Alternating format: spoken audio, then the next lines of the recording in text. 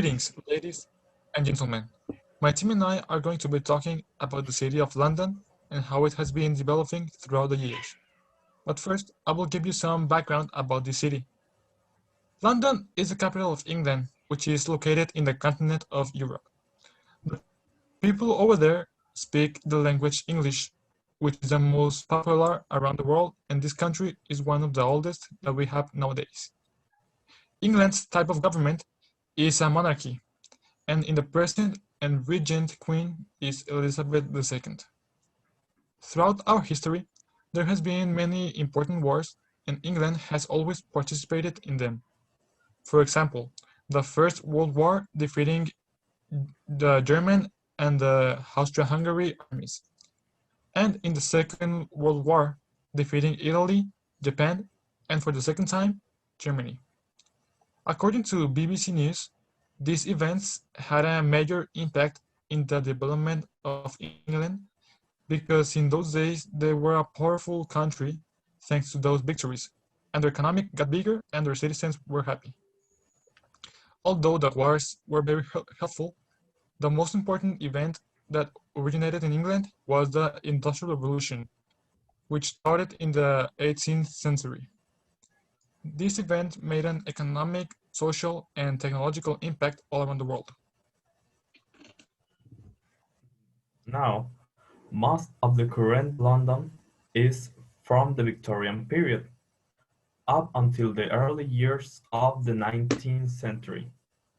The capital was confined to the boundaries of the original Roman city, as well as Westminster and Mayfair, and was surrounded by fields. Be that as it may, the Industrial Revolution drew millions of people to London, expanding the city.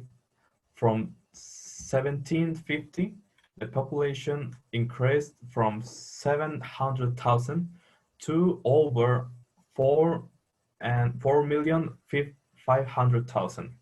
Obviously, 6,600,000 if we include the suburban areas. At the end of the 19th century, London had become a major international trade and finance capital.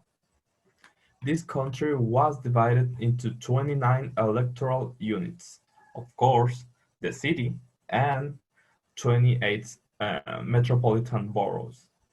But the progressive expansion soon overflowed the outside of the country boundary, to the suburban areas.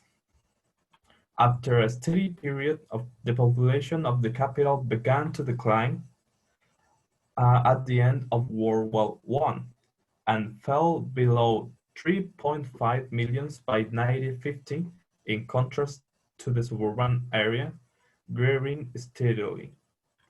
In 1963, a new division of London was made, comprising the Old Town and two metropolitan boroughs now.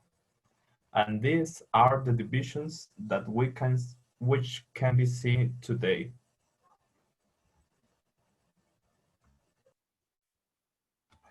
Now, to conclude, the future. What is the future it's heading to London? Well, a lot of people and different articles are saying that the future of London are their buildings. Thanks to their historical knowledge, there are a lot of great buildings that were made with history. For example, the Big Ben or the Palace of Buckingham. Those kind of buildings are the ones that they are trying to build in the future. And yes, even though there are a lot of people out there in London, but thanks to their innovative technologies, they are able to help themselves to become a better place for people to live. And thanks to that, also, it will be a much better opportunity for new technologies to grow in the world. Now, like they also said in the past, the London was an excellent and perfect place for the global technology to grow. And now, thanks to their innovative and different knowledge, it can be again that place.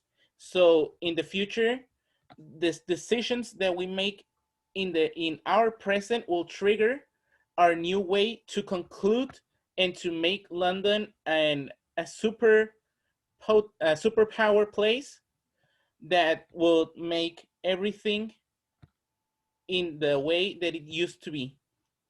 Thanks to the buildings, to the people, to the history that it brings, all of that combined will make London a great and perfect place for the people to grow. Now, here are some of our references, and thank you.